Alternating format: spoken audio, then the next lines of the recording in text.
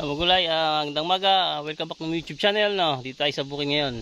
So ngayon po ay magtatanim ako ng mga ano dito, mais, ano nung gulay ano. So nung makalawa nag-araro nga ako dito, ito yung ginayat ko no. Pero dati nagayat ko na siya ng isang paraan dati, tapos yung isang araw sinalo ko ulit lahat. Yan yung pagkaka-araro ko nung isang araw, tapos nga hanggang dito nga po lahat yan. Yung araro ko pati doon. Tapos pati po doon sa kabila na yun nag-araro din ako. Tinaniman ko ng gabi. So ayun po yung pag-aararo ko nung isang araw din. So yun nga po yung natanim ko. Nakailang tudling din ako na gabi. So ngayon naman magtatanim ako ng sari-saring ano. O hindi ko alam kung maitatanim ko lahat ito. So ito pa yung natira ko ng last year na mais. Ayan, marami-rami pa ito. Marami-rami pa po itong natira ito. Ayan o. So makakailang tudling din yan. Dito ko po itatanim no. Hindi ko alam kung makakailang tudling. Ito meron pa ako ilang piraso dito. Ayan o. Sayang din Tapos ito pinakbet o. Ayan. Yan po lahat na yan. May ampalaya, may kalabasa, may sitaw, okra, talong. Yan po yung ano niya, pinakbet nga no. So hindi ko alam kung may tatanim ko niya. May okra din ng konti rito. Ito yung kalabasa na balak ko nga dito itanim. Yan sa area niya, lilinisan pa. Yan o, kalabasa. Tapos ito, itong latang sitaw pa. Yan, bahala na kung may sisingit pa natin dito. Sobrang dami na yun o. Ito, mahalaga ito, pipino. Gustong gusto ko maitanim ito Yan, last year pa rin ito Yan o, medyo maano na pero sisibol pa po yan kasi nakalata naman yan Hindi ko naman yan nabubuksan pa So ngayon mag-umpisa na ako magulay. Bali magtutudling muna ako. Ang gamit ko ay ito. Ito, mano-mano lang siya. Ito po yung araro kong binabatak ano. Ayan, nagtaob na. Yan. Mano-mano lang po yan no. Binabatak-batak ko lang yan. Yan, so subukan natin ano.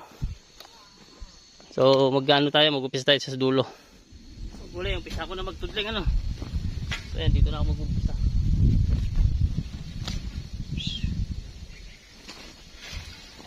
Ito pang ano lang, pang guhit. Yan, ganyan lang.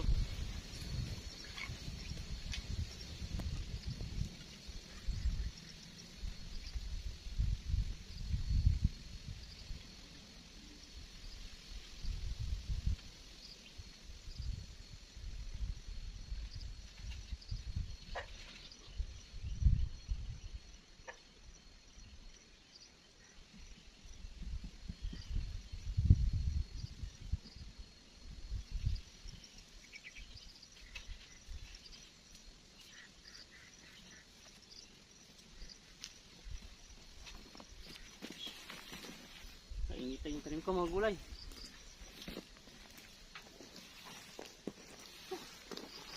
So yan, nakadalawa na ako agad Isang balik ko pa niyan, pagbalik ko niyan dito, pang-apat agad. So mga gulay, ganyan lang gagawin ko no. Mamaya tutudling ako, tatanim ako na yan. So tapusin ko na yung pagtutudling ano. Update ko na sa mamaya pagtatanim. So ito mga gulay, may ilang piraso na ako tudling no. 1, 2, 3, 4, 5 adim, 7 no, may maiksi pa doon. So yung 5 mahaba na ito, may isang itatanim ko no.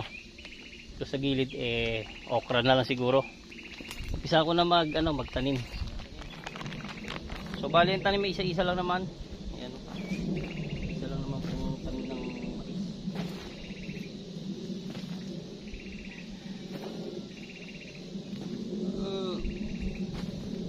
Isa-isa tapos pwede isang dangkal yung pagitan ng bawat puto.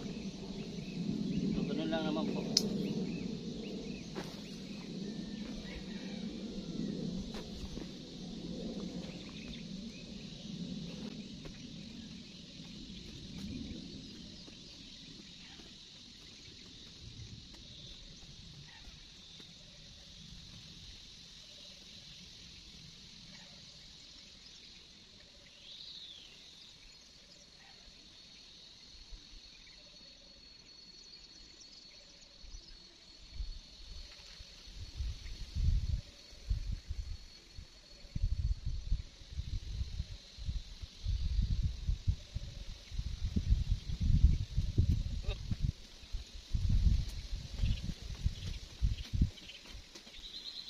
harvest ito mga gulay ay 65 days lang ano. Harvest na tayo ng mais. Simula sa pagtatanim. Yan, simula ngayon 65 days. Harvest na tayo nito. Bali 2 months and 1 week. So yun lang ang ano ng mais ano. So yung gulay tapos na po magtanim no. Bali ang mais po ay nakapitong tudling ako no. So bali yung mga gilid okra tinanim ko, tapos yung kalabasa binanata ko pa ikot sa gilid ano. Nagtanim po akong kalabasa. Ayan, makita yun man, update ko kapag sumibol yung mga yun, yung mais, okra at saka kalabasa. So itong iba, itong kalabasa dito naman to bantapay. Itong pipino diyan sa gitna ano. Yan, setaw diyan din. Diyan din ako natin sa bandang gitna na yan, bahala na sila diyan. So itong pakbit natin ay nabawasan na ng ano ba nabawas dito? Ampalaya pala. Dito ako nagtanim ng ampalaya. Dalawang ano lang naman, putling, pang gulay-gulay lang. Yan, so matindi init magulay. At tanghali na, no? Wala naman tayong bang pagkain dito sa bukid. Tsaka baka, ayun, nagdidilim, baka umulan pa. Tayo sisibat na pa uwi at mamamasada pa ako ng tricycle, ano? So yun lang naging trabaho dito ngayong linggo. Nung isang araw, nag-araro, tapos yun nga. Ngayon, nagtanim naman po. So dito muna, thank you for watching mga gulay. God bless. Paalam, bye bye.